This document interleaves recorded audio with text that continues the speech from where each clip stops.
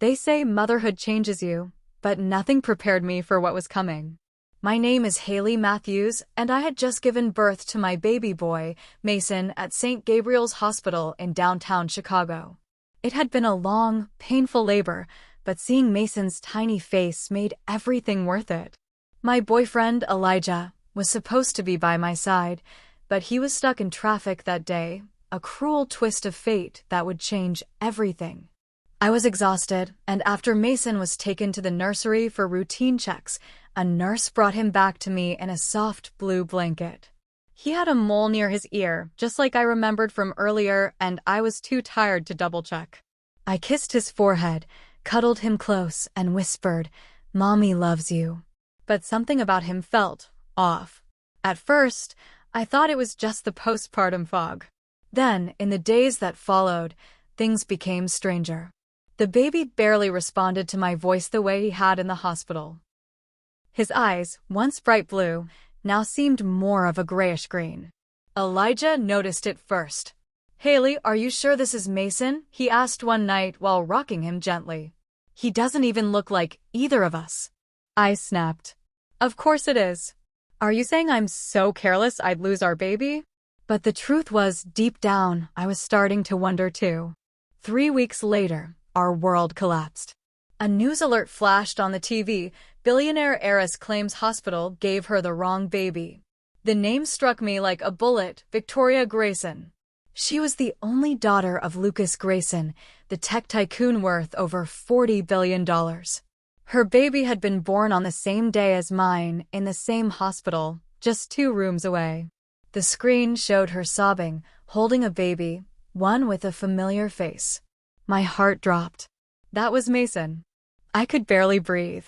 The room spun as Elijah turned to me with an expression I'll never forget: shock, betrayal, disbelief.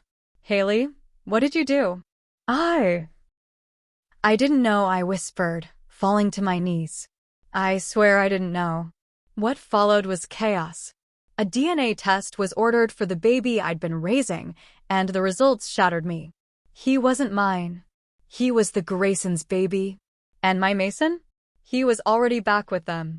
Elijah didn't speak to me for days. "How could you not know your own child?" he asked finally, eyes red with emotion. "How could you keep this from me?" "I thought I was going crazy," I sobbed.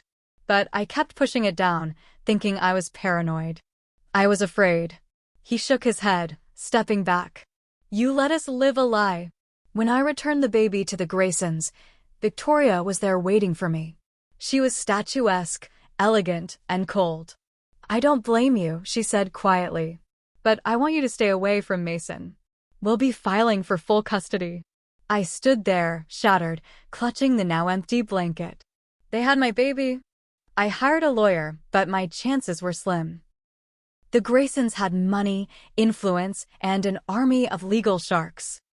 My story became a media frenzy. Headlines painted me as an unstable young mother who kidnapped a billionaire baby. My face was everywhere. My job at the coffee shop let me go. Elijah moved out. He said he needed space to think. Every night, I stared at the pictures of Mason I'd taken in the hospital, the real Mason. I couldn't believe I'd failed him like this. But I wasn't giving up. A month later, I was served a restraining order from the Graysons. I wasn't allowed within 500 feet of their estate. Then something unexpected happened. One night, while scrolling through social media, I saw a leaked video of Victoria at a charity gala, clearly drunk, yelling at her staff. "I didn't even want a baby," she screamed. "Lucas made me keep it to lock down the inheritance." My breath caught. That was it. I contacted a journalist friend, Mia, and sent her the video anonymously. Within days, it was all over the news. Public sentiment shifted dramatically. People rallied behind me. "Let the mother see her baby" became a trending hashtag. That's when Lucas Grayson contacted me directly. We met in private, at his office. He was nothing like I expected: quiet, composed, and almost kind. "I'm sorry for what you went through," he said. "Victoria is not fit to raise a child. I've seen the footage. It's embarrassing for the family." Then let me have my baby, I said, voice shaking. He nodded slowly. On one condition. You live here for a while. With me and Mason. Prove to the court you're a fit mother. It was insane. But I agreed. So, just like that, I moved into the Grayson estate, a sprawling mansion with golden staircases and guards at every gate. And there, in the nursery that looked like it came out of a royal catalog, was Mason. My baby? The moment I held him again, he clung to me like we'd never been apart. I wept for what felt like hours. Lucas stood silently, watching, before quietly leaving the room.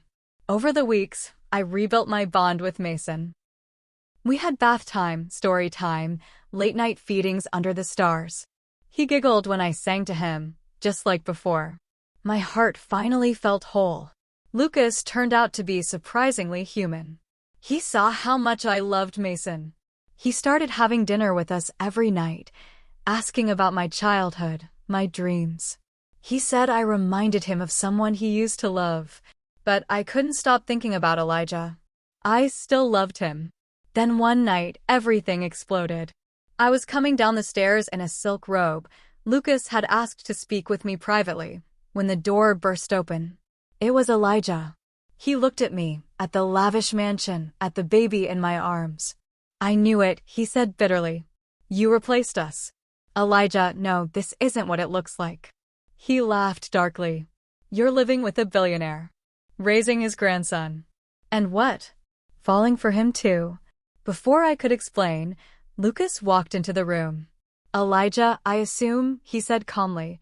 She's not yours to yell at anymore. I loved her, Elijah snapped. And she threw it away for this. I ran after him, barefoot and crying. Elijah, please, I never stopped loving you, I said. But I had to do this for Mason. Then why didn't you tell me? Why did you shut me out?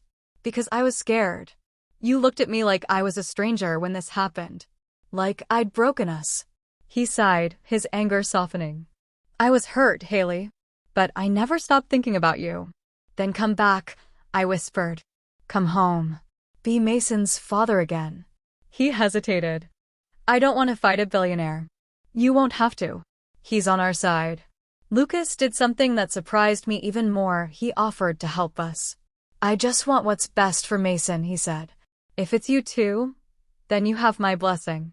Elijah moved in the next week. We hired a family lawyer together and filed for full legal custody.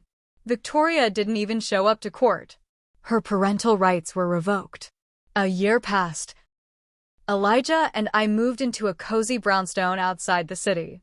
Mason's first birthday was a spectacle, courtesy of Lucas, who insisted on paying for everything. Balloons, a petting zoo, a baby-friendly DJ.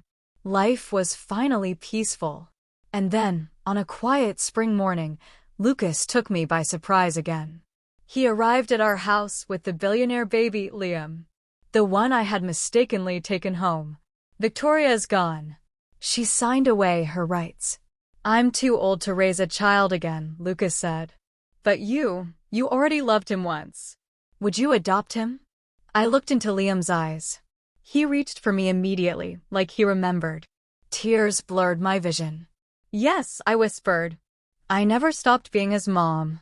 We adopted Liam and gave him both our last names, Liam Grayson Matthews. On their second birthday, Mason and Liam giggled in the grass, chasing bubbles and each other, two little boys with different eyes but the same radiant joy. Elijah held my hand. We really did it, didn't we?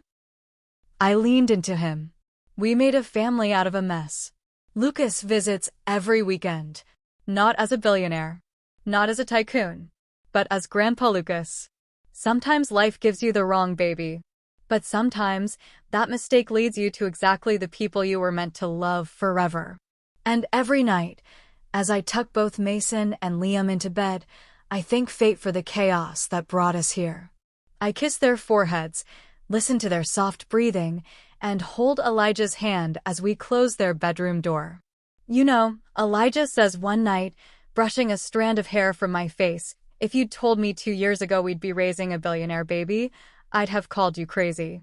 And if someone told me I'd find love, lose it, and then find it again under the same roof where I found my son, I'd have said the same. He leans in, kissing me slowly, with a promise in his eyes. Forever. No matter what. And for the first time in a long time, I believe it with all my heart. This is our real happily ever after.